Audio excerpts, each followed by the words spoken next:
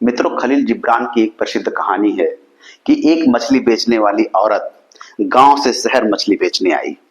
मछलियां बेचकर जब वह लौट रही थी तो अचानक बाजार में उसे उसकी बचपन की एक सहेली मिल गई। वह सहेली अब मालिन हो गई थी। हाँ, मालिन, फूल बेचने वाली। उस मालिन ने कहा, आज रात मेरे घर रुको, कल सुबह होते ही चले जाना। कितने वर्षों बाद मिले हैं, कितनी बातें करनी है, बहुत सारी बातें आपसे करनी है। मछली बेचने वाली औरत ने मालिन के घर रुकना स्वीकार कर लिया।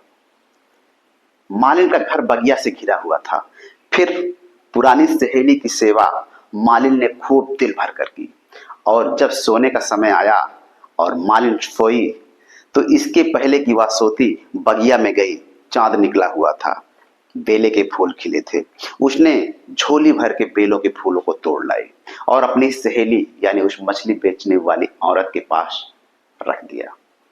रात भर बेलों की सुगंध, लेकिन थोड़ी देर बाद मालिन परेशान हो गई क्योंकि मछली बेचने वाली औरत सो ही नहीं रही थी। उसे नींद ही नहीं आ रही थी। करवट पे करवट बदलती जा रही थी।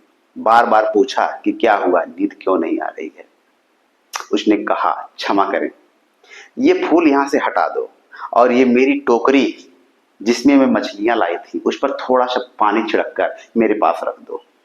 मालिन ने कहा, तू पगला गई है क्या?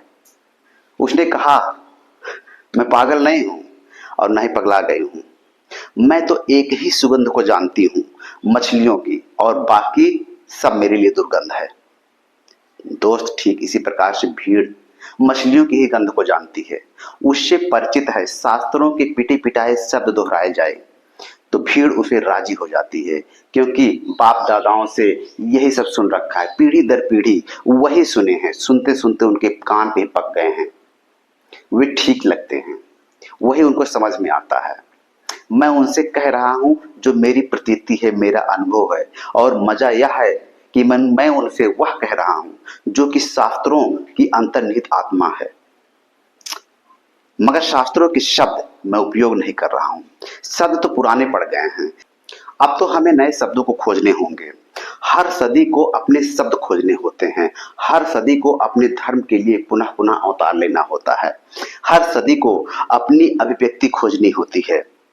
तो मैं वही कह रहा हूं जो बुद्ध ने कहा, जो कृष्ण ने कहा, जो मोहम्मद ने कहा, जो जीसस ने कहा, जो राम ने कहा, लेकिन अपने ढंग से कह रहा हूं। मैं 20वीं सदी का आदमी हूं। मैं चाहूं तो भी कृष्ण की भाषा नहीं बोल सकता। कृष्ण की भाषा अब किसी अर्थ की भी नहीं है। सार्थक थी उस समय जिस दिन अर्जुन से कृष्ण बोले थे। आज ना तो अर्जुन है, ना कुरुक्षेत्र है, ना महाभारत है।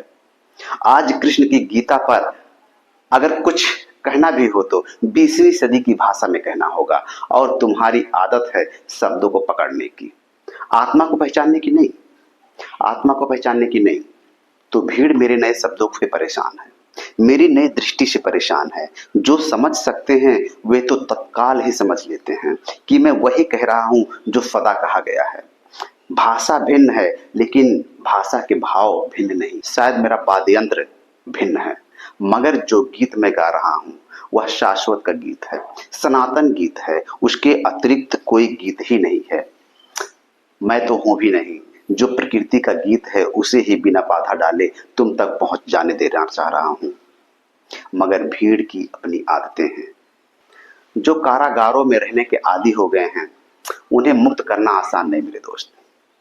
जो अंधविश्वासों में जीने के आदी हो गए हैं उनको बाहर लाना आसान नहीं मेरे दोस्त।